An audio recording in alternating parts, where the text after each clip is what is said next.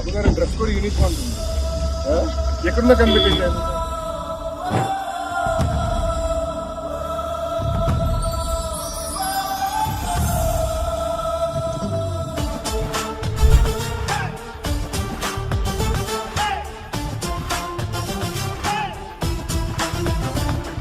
ఇప్పుడు ఇంత శుభ్రంగా ఉంటుందో బాబు గారు వస్తున్నారు, శుభ్రం చేశారు.